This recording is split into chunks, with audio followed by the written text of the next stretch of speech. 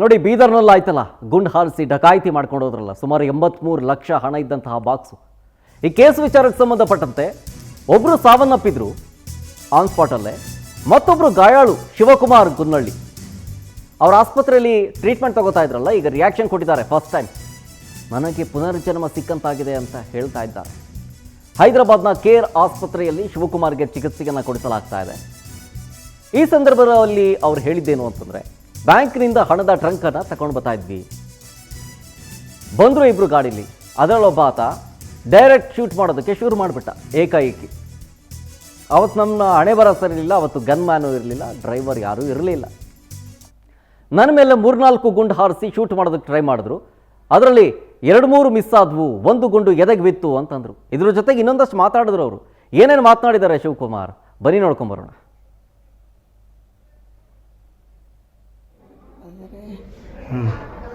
Trunk ತೊಗೊಂಡ್ಬಂದಿರಿ? Trunk ತೊಗೊಂಡ್ಬಂದೆವು. Shoot ಮಾಡೋಕ್ಕೆ try ಮಾಡೋಣ. Direct attack ಮಾಡೋಣ? ಡೈರೆಕ್ಟ್ ಅಟ್ಯಾಕ್ ಮಾಡೋಣ.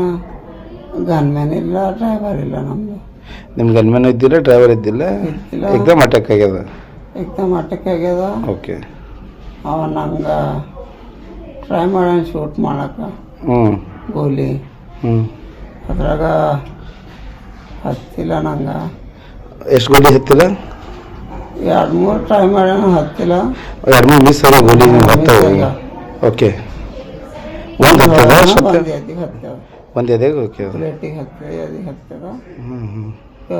ಅಲ್ಲೇ ಬೀದ ತಗೊಂಡು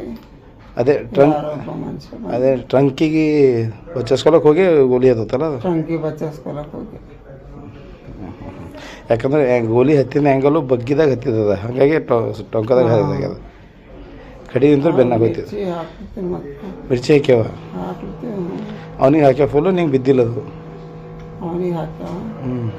ನಂಗೆ ಹಾಕ್ಲಿಕ್ಕೆ ಟ್ರೈ ಮಾಡಕ್ಕೆ ನಾ ದೂರ ಜರುಗಿದೆ. ಅಥವಾ ಗೋಲಿ ಹೊಡ್ಲತ್ತವ ನಾನ್ ಸ್ಟಾಪ್.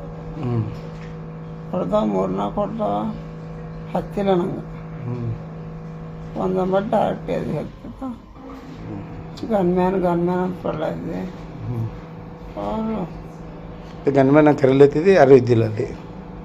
ಇತ್ತು, ಅವು ಬೇರೆ ಗನ್ಮ್ಯಾನ್ಗಳಿತ್ತು, ಬ್ಯಾಂಕಿಂಗ್ ಗನ್ಮ್ಯಾನ್ಸ್. ಓಕೆ ಓಕೆ, ಆಯ್ತು. ಈಗ ಆರಾಮದ?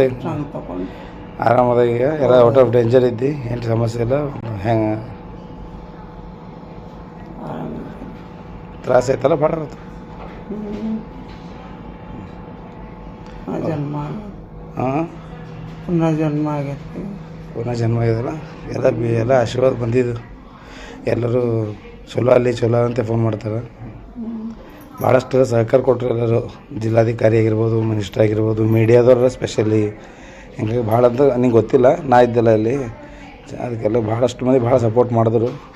ಹಾಗಾಗಿ ಎಲ್ಲ ಆಶೀರ್ವಾದ ಚಲೋ ಕೆಲಸ ಮಾಡ್ತು. ಆಯ್ತು, ಮಾತು ಜಾಸ್ತಿ ಹೇಳ್ಬೇಡಂದ್ರೆ ಸುಮ್ಮನೆ ಒಂದು 2 ನಿಮಿಷ ಮಾತಾಡ್ದೆ ಅದಕ್ಕೆ. ಓಕೆನಾ? ಏನೇನಾಯ್ತು ಏನೋ ನೆನಪದ? ಅಂದರೆ ಟ್ರಂಕ್ ತಗೊಂಡು ಅಂದರೆ ಟ್ರಂಕ್ ತಗೊಂಡು ಬಂದೆವು. ಟ್ರಂಕ್ ತೊಗೊಂಡ್ಬಂದಿರಿ? ಟ್ರಂಕ್